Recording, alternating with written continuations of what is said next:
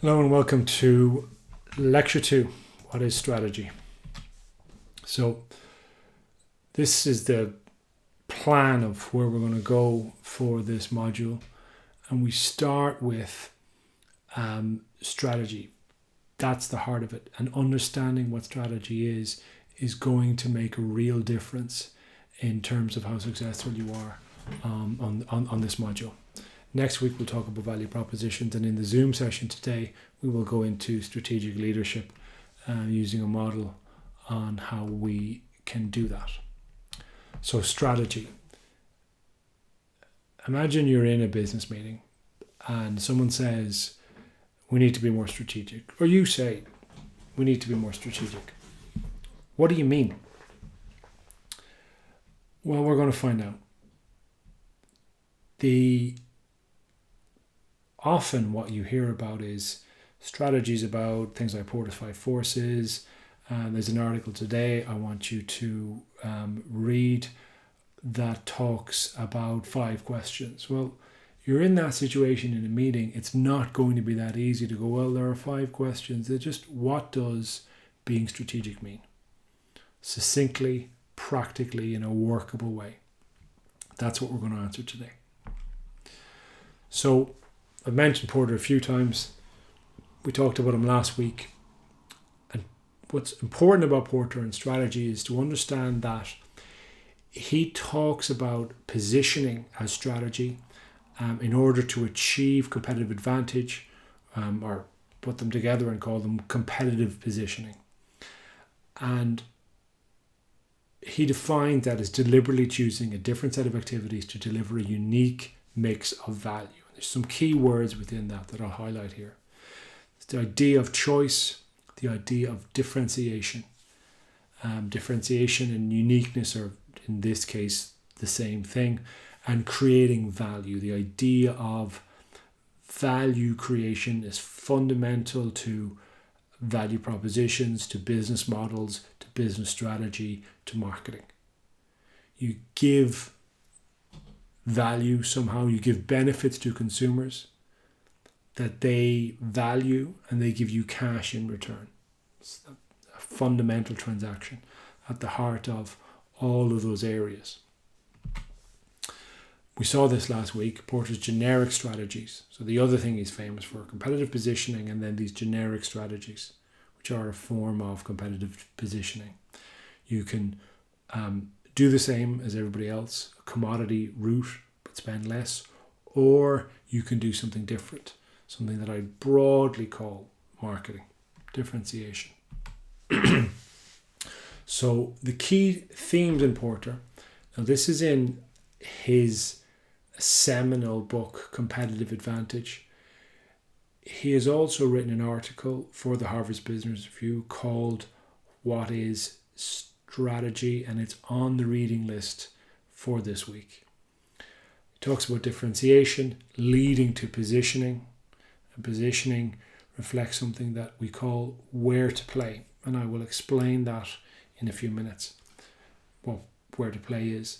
And driving then competitive advantage. Differentiation leads to positioning, differentiation considerations lead to positioning, and effective positioning drives competitive advantage. Another take on strategy, another perspective, is from 2 men called Hambrick and Fredrickson in an article, Are You Sure You Have a Strategy? And in that they talk about an integrated, overarching set of choices of how a business will achieve its objectives.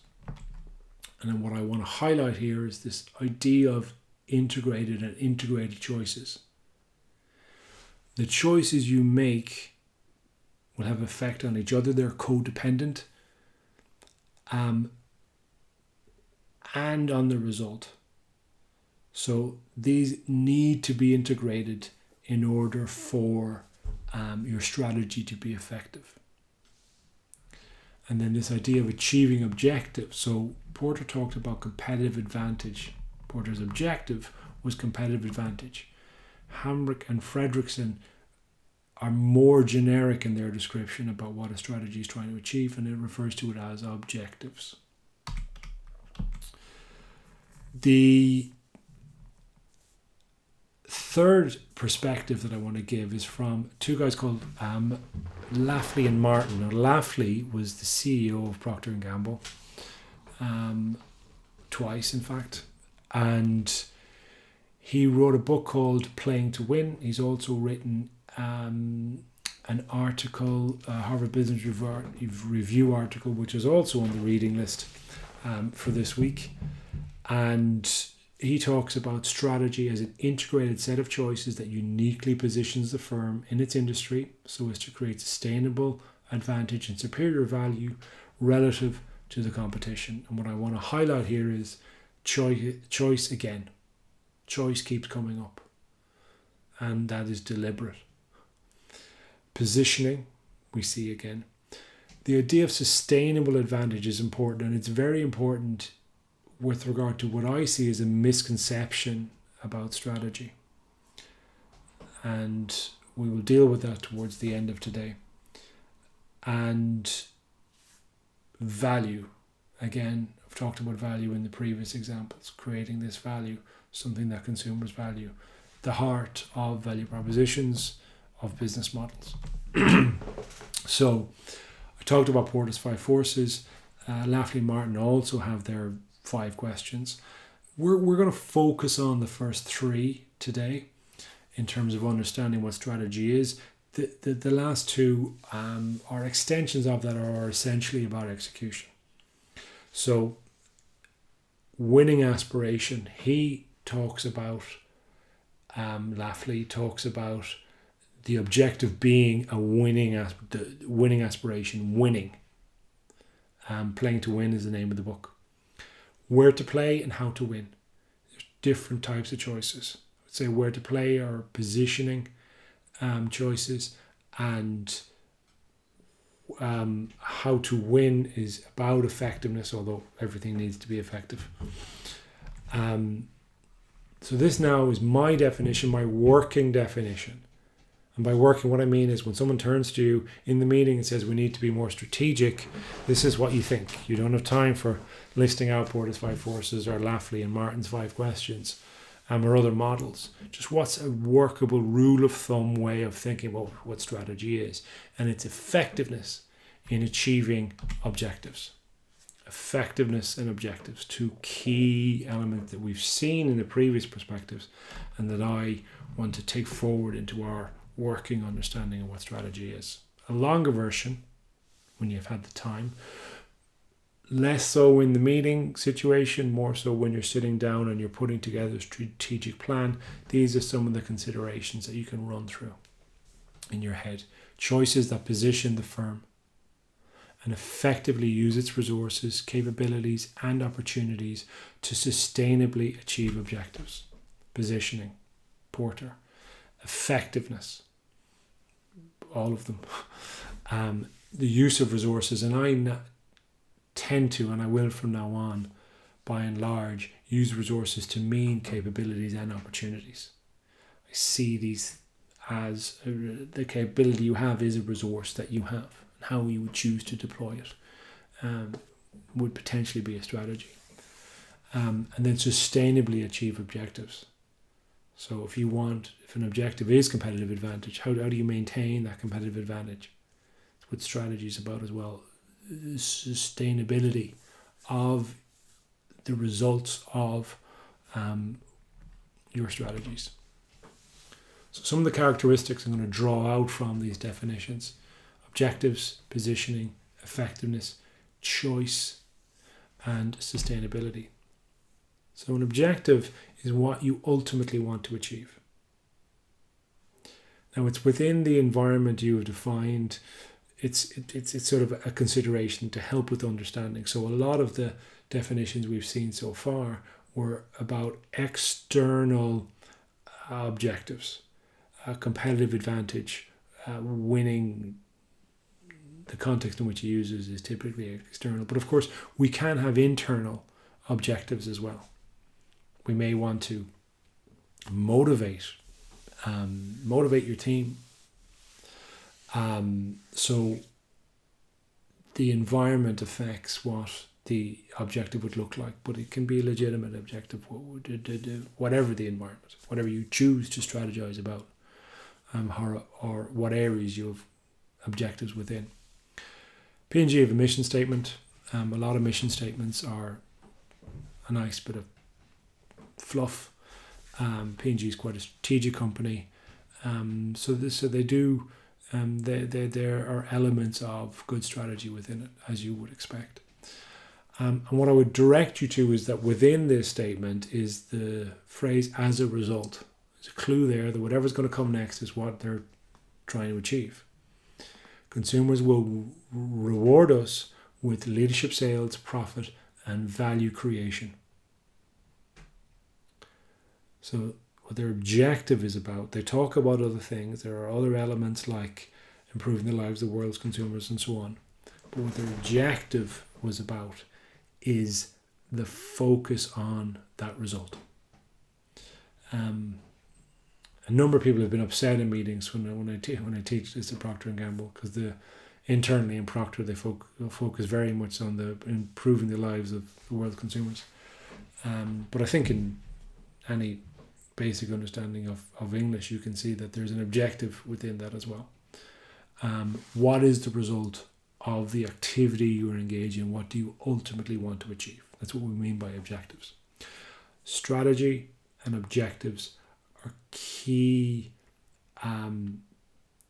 pieces of understanding, key things to understand for this module, and are fundamental to strategy. Obviously, understanding strategy is fundamental to strategy, but an objective is a key element of that as well.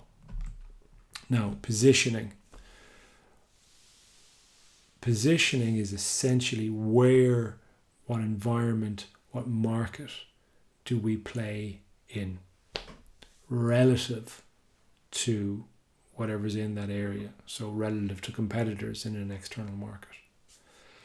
And these strategies, what consumer do we target?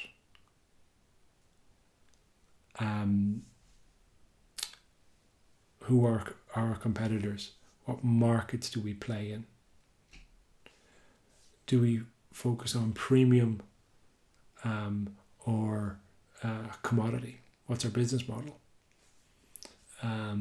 What's our approach to marketing? All of these are relative to other elements. You make choices then about where to play. Where do you position the firm? Almost where is the firm physically? Certainly where is the firm relative, or whoever you could be strategizing for yourself, where are you relative to competition or other elements? So here's an example from a brand called Nikita. This was written by, I believe, a lady called Carla Murphy, who's now a vice president at Adidas. And it's about where was Nikita, so bottom right there, positioned relative to competition, and where the plan would like to take the brand. Where's a better place for it to compete? And an objective would be, we want to reposition Nikita, and then strategies would, if they're effective, lead to that. Whereas these tables, these positioning tables, are a good way of explaining what positioning is, I warn you that they're not necessarily useful. People tend to like them. They tend to look good in presentations, but they do distract often from a message that you're trying to communicate. Because people look at them and they go, well, I don't agree that Roxy should be there. I think it should be more to the right. And you lose people within the room when you're trying to communicate to them. So if you can use them effectively, they can be quite good, but I've never seen one used effectively. So bear that in mind. Effectiveness. Fundamentally, strategy. There's been a lot of what fundamentally strategy has been about today, but it's about making choices amongst resources. So your ability to make choices is what will dictate how strategic you are able to be. Choices are the essence of strategy. According to A.G. Lafley, and I agree. There's a quote there from Steve Jobs with regard to the iPod. The idea that the iPod, to many of you, is what revolutionized Apple. Before the iPhone came, it's the iPod that turned everything around and set them on the correct road. Really significant moment in the history of Apple. And he talks about that in order to be able to do the iPod, we had to say no to other things. We had to make a choice. We had to make choices. A useful test of strategy is, what I call Porter's test of strategy is, would you choose not to do it? If you have something you think is a strategy, ask yourself the question, would we choose not to do this? And if the answer is, well, no, well, then it's not a strategy. I'll explain by way of example. On many strategic documents, you'll see execute with excellence as a strategy. It's typically towards the end. And I would argue that it is not a strategy. The reason it's not, because you wouldn't choose to execute badly. You wouldn't, oh, well, we don't care about execution. Okay, it doesn't matter. So execute with excellence typically is not a strategy because it fails Porter's test. It's not something you would choose not to do. There are occasions when execute with excellence can be a strategy, and I'll explain in the Zoom session. So key considerations about choice and about strategy. One is this interdependence idea that we've already talked about, that when you make a choice, it will have an effect on your resources, which will affect other choices. The other consideration that you must have is it realistic? Very commonly you'll see organizations saying, we can do everything. We're going to be, the word they use is agile or agility. We're going to show some agility and do everything. Well, doing everything is not making a choice. It's not being strategic, and it's unlikely to be successful. Organizations that think they can do everything are often victims of hubris. And it is one of the most common reasons why organizations fail. Nokia would be an example of this. There are examples within P&G as well, but it's been around for hundreds of years, or 120 odd years. They're entitled to get it wrong occasionally. But hubris is an example of not taking these considerations into account, or the result of not taking these considerations into account, believing you can do everything. And to recap on that, two tests and strategy, would you choose not to do it? And another one which plays into this hubris and plays into this idea of agility is, have you prioritized? A test of strategy I have is there only one number one priority? You can't have more than one number one priority. To say we've got 4 number one priorities shows that, well, you can't make a choice and you cannot be strategic. And you are bordering on the hubris that has led to the downfall of many organizations. So another rule of thumb, only one number one priority. So sustainability, I said I'd come to sustainability, the idea of sustainability, and I juxtapose this with long term. Many people talk about strategy, and possibly you may well come up, and of course I've seen exam questions where the answer was about long term, so be careful in what context you use this. But I would argue that whereas strategies are often long term, they're not necessarily long term. We talked last week about parachuting into a new land, and you had to assess the landscape to understand the environment. My view is that if the environment changes, your strategy needs to change. If the environment changes or significantly enough to warrant a new strategy every 3 months, well, you'll need new strategies every 3 months. There will be no point in saying, well, our strategy is long term. Now, arguably, you could come up with better strategies that accommodate an ever-changing environment. And there's a bit of an art to understanding what's required at each stage. But importantly, I would say strategy is about direction, not distance. It's not necessarily about the long term. It's about sustainability. And by sustainability, I mean if you achieve an objective of competitive advantage, you're able to keep that competitive advantage. Your strategy is efficient in order to keep that competitive advantage, in order that those competitive advantages are sustained over time. So we also hear, like we hear about long term, we hear a lot about the art of strategy. And the art of strategy is best epitomized for me in the likes of Magnus Carlsen, as we see here, chess grandmasters. The idea that people think, they see 6 moves or 12 moves ahead. They play games simultaneously. They're able to keep all these combinations in your head. And some of them are just, have the brain capacity to do that. And some are described as seeing the board. It's not a multiple calculation endeavor. It's an ability to feel what's going on. And that's something I believe, to a certain extent, I'm not guaranteeing any chess grandmasters will come out of this class, but to a certain extent, that is something we can learn. And we learn through the use of rules of thumb that I've already talked about today, and through practice. Continuously practicing things, you gain the ability to do it more quickly and to have a greater understanding of it, such that it may appear to be art. Another element within strategy and close to this art idea is the idea of creativity. And often you'll hear people go, I can't be strategic because I'm creative.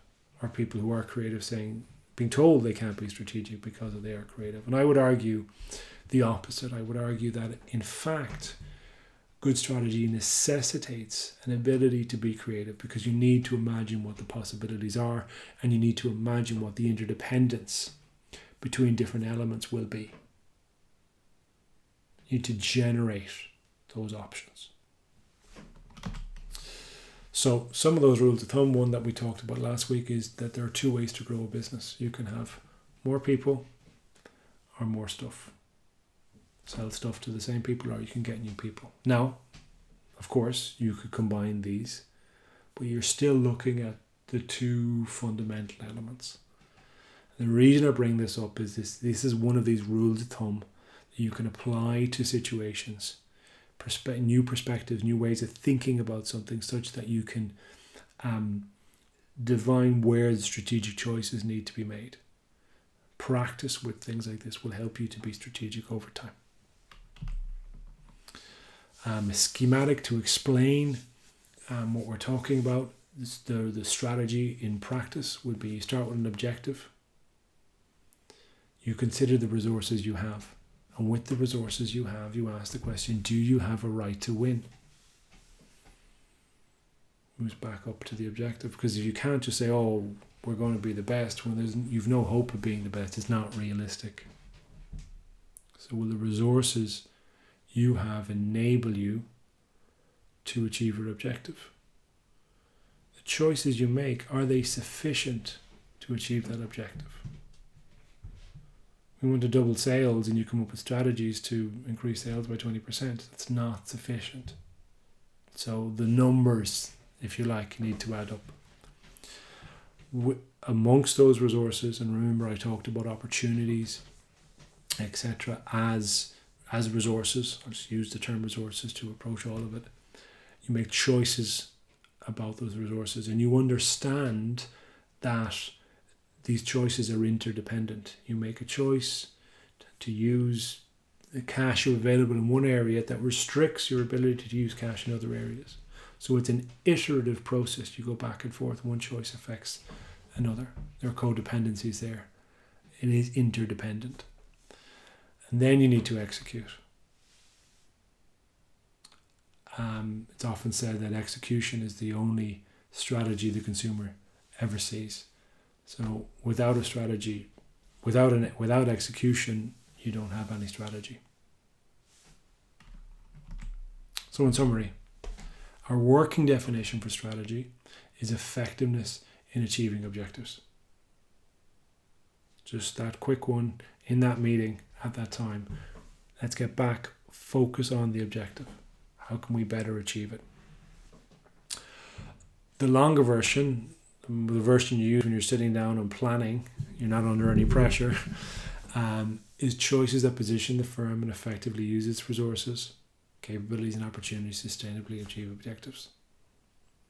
Okay, go through each of these and then apply the rules of thumb, some of which we've talked about today, some we will talk about in the Zoom session, in order to practice and improve your ability to think strategically. In terms of reading, there are 2 Harvard Business Review articles. One in particular that I want to focus on. It's available through Harvard, but it's actually written in the Rothman Management Magazine. A playbook for strategy, the 5 essential questions at the heart of any winning strategy. So this is a short version of the book, Playing to Win. I've put Playing to Win in the further reading if it's something that you're interested in. It's the course text I use for marketing strategy courses because it's a strategy book with loads of marketing examples in it, so it's useful in that sense.